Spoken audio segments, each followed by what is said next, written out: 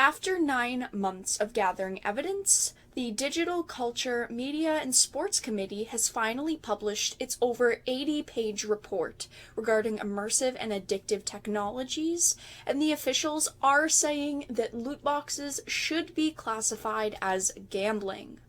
This report does not sound like an attempt to undermine gaming or make it sound like an awful activity.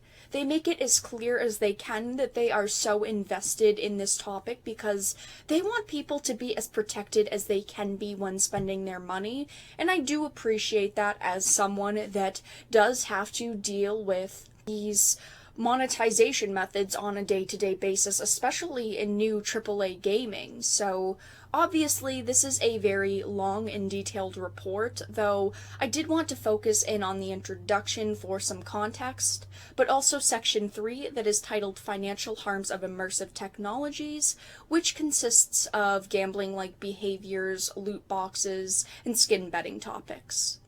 This, of course, will be linked in the description in case you do want to see it. It is a lot of work, like I said. It is 84 pages, and I have read through most of it, but I did feel like with the context of the introduction, and specifically section 3, that would be quite sufficient to get the point across of how they feel. So the introduction says digital technologies are making ever-increasing demands on people's time and attention. According to Ofcom, people in the UK check their smartphone every 12 minutes, and 1 in 5 spend more than 40 hours a week online. Among young people, 12 to 15-year-olds spend an estimated 13 hours, 48 minutes per week playing video games. While these technologies make a significant positive contribution to people's personal and professional lives, there is growing concern that overuse can be a detrimental effect, with 4 in 10 adults feeling that they spend too much time online. Ofcom's research also suggests that 44% of parents of 12 to 15-year-olds find it hard to control their child's screen time, concerns that are shared by an increasing proportion of young people in that age range. I am glad that they did mention that yes, these technologies do also make a significant positive contribution, because when we see things like this and see studies, a lot of the times when it is in regards to this, such as loot boxes, where it is such a negative thing, they do focus in on the more negative aspects to it. So I am glad that during this whole article, in this whole report, they do try to give it the benefit of the doubt, and they do also focus at times on how positive an effect it can have on people. 3/4 of 5 to 15-year-olds play online games, and, like social media, these games collect vast amounts of information about their users and operate business models based on maximizing player engagement in the manner Tristan Harris outlined. So getting into the meat of it, they start explaining evidence and visits. Number 10 specifically says, "We thank all those who shared their knowledge and experiences with us during the inquiry, especially those who have been open and frank about the negative consequences that these technologies have had on them and their loved ones." As we are going to see in a second, they had a lot of problems actually getting information out of some companies, so they do need to throw in the thank you. But following that up, it says in section 11, "In contrast, we were struck by how difficult it was to get full and clear answers from some of the games and social media companies we spoke to, and we were disappointed by the manner in which some representatives engaged with the inquiry. We felt that some representatives demonstrated a lack of honesty and transparency in acknowledging what data is collected, how it is being used, and the psychological underpinning of products are designed, and this made us question what these companies have to hide." You have to consider in situations like this, if they are even hiding things from a committee, obviously they are hiding them because they know this business model is at risk right now, and this model makes them so much money. They are worried that they are going to lose the loot box system, and when it becomes regulated, they are going to have to find another model to rely on that is not regulated. But you have to consider, in situations like these, When they are hiding things from a committee like this, imagine what they are hiding from consumers. Honesty is obviously not part of their policy. Now we are finally getting into Section 3, Financial Harms of Immersive Technologies. Right in the beginning, it says disordered levels of spending on games, 61. In the past, the games industry was built on a premium model. People paid up front for a hard copy of a game, and that was the only opportunity for monetization.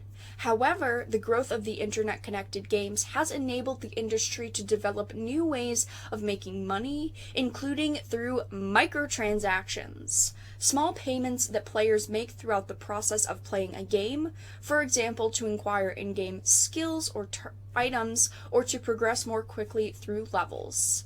Now, we do have to consider we still, as players for AAA titles, have to buy an upfront hard copy of the game. We are still spending that $60, and then we are expected to have to pay for microtransactions.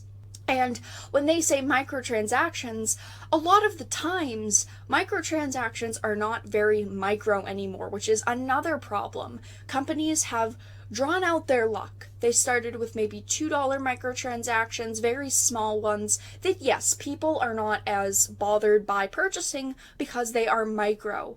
But then we look at situations like Apex Legends, where they expect you to spend up to $200 on microtransactions. That does not seem very micro to me. They do use quite a few games as examples, such as RuneScape, but I am going to skip past that and go into industry interventions and go to 66. The games companies we spoke to were generally reluctant to accept that they might have a role or responsibility to intervene proactively if a player's spending fell outside of the normal patterns. But of course they are being reluctant. Their business model relies on catering to those that will spend exorbitantly high amounts of money on their hobbies when it comes to things like video games. So if they admit that they could possibly have a role in this or a responsibility, and they have to admit that, you know that they are not going to want to. Their conclusion is that there should be no in-game spending by children. Children are less prepared to deal with the potentially addictive nature of some modern computer games and are less able to make informed decisions about spending. This is why children and even younger teenagers, younger adults, cannot have things like credit cards or have access to money that they potentially do not have, so that they cannot spend what they do not have. And if they are spending money on online games, they are obviously spending their parents' money.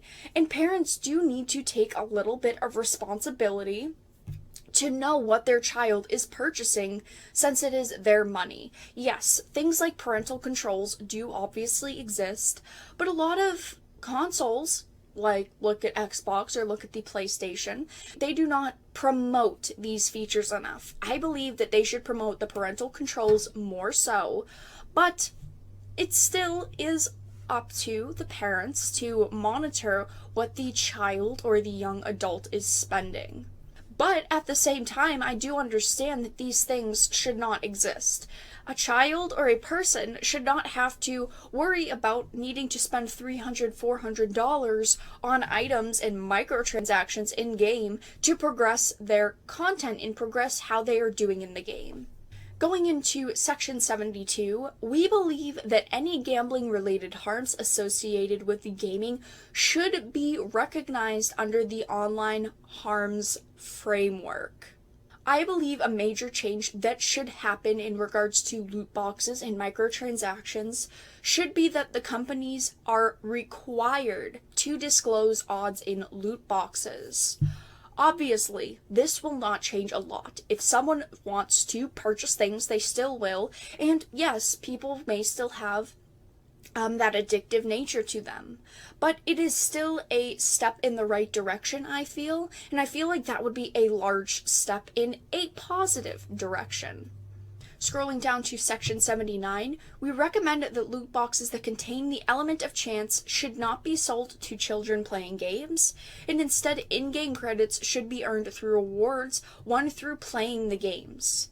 In the absence of research which proves that no harm is being done by exposing children to gambling through the purchasing of online loot boxes, then we believe the precautionary principle should apply, and they are not permitted in games played by children until the evidence proves otherwise. I think that this is a great conclusion to this section. I think that I agree with this. The only thing is that every company that relies heavily on things like microtransactions will fight tooth and nail until this happens. They will do everything and say everything they can to have this not happen, because this is another business model. And I do question, let's say something like this happens and companies look to the future, maybe past loot boxes or microtransactions, even though I'm sure they will still exist.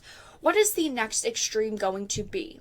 Games started as you would have to purchase the game, but then maybe you would purchase the DLC, which would be $15 or $20 for, let's say, new maps and new content, a new addition to the story.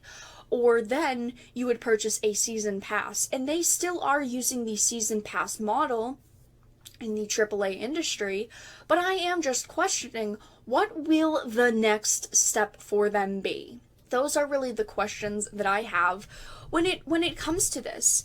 I wonder at this point what will happen in terms of regulation, or even how soon in the future we could see things like these being implemented. One large country acknowledging this could cause things to change around the world. It is just a shame that game companies could not control themselves and decided to be as greedy as possible.